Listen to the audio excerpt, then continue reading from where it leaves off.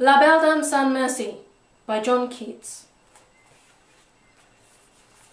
Oh, what can ail thee, night-at-arms, alone and palely loitering? The sedge has withered from the lake, and no birds sing. Oh, what can ail thee, night-at-arms, so haggard and so woe-begone? The squirrel's granary is full, and the harvest's done. I see a lily on thy brow, with anguish moist and fever dew, and on thy cheeks a fading rose fast withereth too. I met a lady in the meads, full beautiful, a fairy's child. Her hair was long, her foot was light, and her eyes were wild. I made a garland for her head, and bracelets too and fragrant zone. She looked at me as she did love, and made sweet moan. I set her on my pacing steed, and nothing else saw all day long, for sidelong would she bend and sing a fairy song. She found me roots of relish sweet, and honey wild and manna dew, and sure in language strange she said, I love thee true. She took me to her elfin grot, and there she wept and sighed full sore, and there I shut her wild, wild eyes with kisses for. And there she lulled me asleep, and there I dreamed, ah, woe betide, the latest dream I ever dreamed on the cold hillside. I saw pale kings and princes too, pale warriors, death pale were they all. They cried, La Belle Dame Sans Merci hath thee in thrall. I saw their starved lips in the gloam, with horrid warning gaped wide, and I awoke and found me here, on the cold hillside. And this is why I sojourn here, alone and palely loitering, though the sedge is withered from the lake, and no birds sing. First off, as I mentioned in To Autumn, John Keats is a romantic poet. He wrote this new era of poetry, and this is one of those famous poems he wrote. This is a ballad, and he uses much archaic language, such as grot and meads, and it creates a sort of magical tales, an enchanting little archaic tale. As I mentioned in To Autumn, John Keats was dying of tuberculosis, and died of tuberculosis. And it can be argued that he is talking about himself as the knight-at-arms in this, and possibly he loved this woman called Fanny Brawne, and possibly Fanny Brawne is La Belle Dame, although there is some argument against that. For example, the fact it seems as if this La Belle Dame has enchanted him and has maybe poisoned him or just taken advantage of him. Either way, she is the person in control in this poem, and this is an interesting poem to compare with My Last Duchess, for example, because sort of the roles of the man and the woman are changed.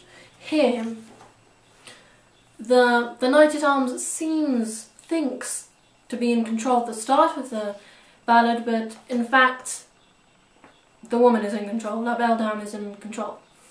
But why don't we start from the beginning?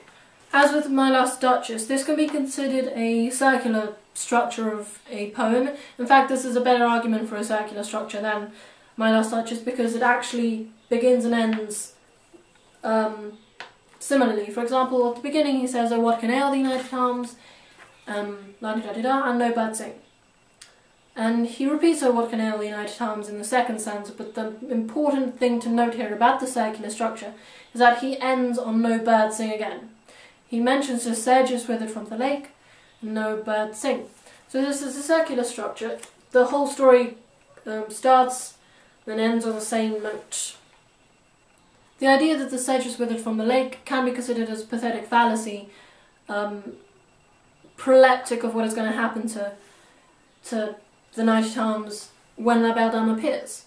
We can assume it's winter time or near winter time, maybe November, because it says the squirrel's granary is full and the harvest done, so obviously the squirrel's prepared for winter, and so we assume that's when this is set. The argument, if John Keats is the Knight at Arms, is that in stanza 3, it says, I see a lily on thy brow with anguish moistened fever dew, and on thy cheeks a fading rose fast withereth too. Tuberculosis has symptoms of a pale face and rosy cheeks and sort of a feverish sort of feeling. And the fact that he says, I see a lily on thy brow, so he's very white, this Knight at Arms. And anguish moistened fever dew could be the feverish symptoms that I'm talking about for tuberculosis. And then the fading rose on the cheeks, so that's the rosy cheeks. So that could be that. And the fact that it says fast withereth too could indicate that he is talking about himself, and because he knew he was dying of tuberculosis, that this was mimetic of his own life. So he says that he met a lady, very beautiful, a fairy's child. The word fairy is a heightened sense of beauty, I would say. And her eyes were wild, sort of indicates that maybe something is not as it seems. So an argument that he is in control of her is the fact that in the fifth stanza, I made a garland for her head and bracelets too and fragrance. So he seems to be trying to encircle her and sort of take possession of her.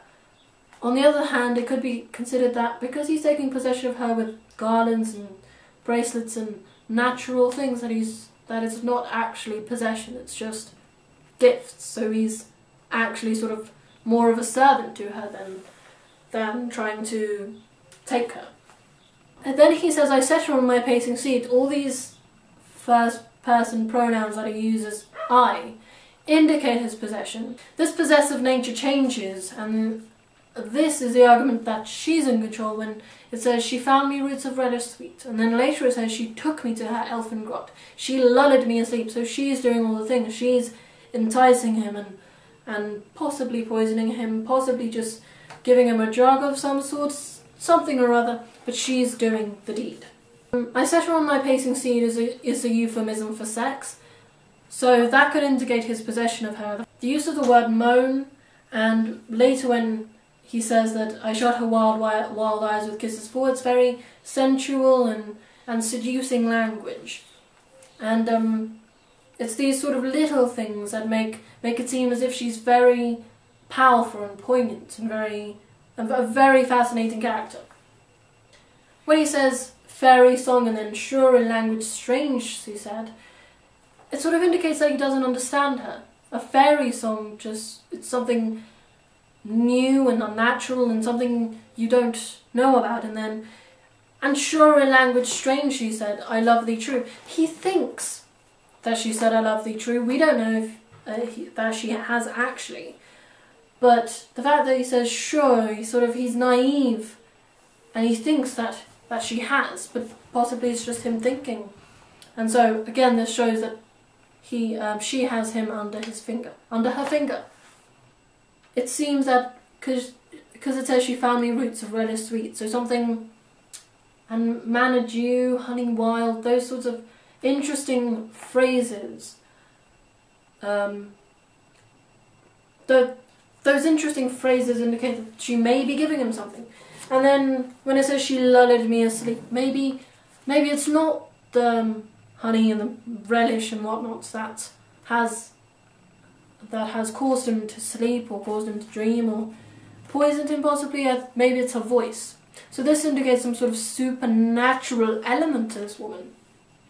And then he has this sort of dream. He says he sees pale warriors and princes, but all this mention of pale and princes and these plosive sounds are sort of mimetic of the way, because tuberculosis causes you to cough, and to cough blood, and it's a very painful experience. And the P's in pale and princes and pale again is sort of mimetic of the symptoms of tuberculosis, and possibly his illness has sort of made itself into characters in this dream, so maybe it's just in his head. All of this is maybe just a dream. And then they create La Belle Dame Sans Merci had the enthrall, so maybe this suggests that La Belle Dame, the monosyllable line and no bird sing, is not only just a repetition of the first stanza, but it's sort of, it just ends it suddenly. It just ends on a very sombre note. There are many different interpretations of this poem. You could say it's just about his life, about his tuberculosis and how it's ending, and you could say that it is about real life and his real life love, Fanny Braun. Or you could say that La Belle Dame is just a dream. I mean, this could all be a dream, and there's an interesting change in narrative during the story. First it says, it seems as if someone's addressing the knighted arms while he sits loitering. Oh, what can ail the knighted arms, alone and palely loitering, and then it seems, and then they say I see a lily on thy brow, so the person who's addressing the knighted arms can see that he's sick, or maybe he's just, instead of thinking of it as tuberculosis, you could think of it that he's just scared. If this had actually happened to him, then maybe he just doesn't know where he is right now. Later it says, I met a lady in the mead, so assume as if the knighted arms began to tell his story. And then at the end he explains why he's on the sedge, why he's near the lake. And this explains why he's there. So it's an interesting thing. It seems as if someone asked him why he's there, and then he explains this magical tale. So it's up for interpretation. I would love to hear your interpretation, so please comment.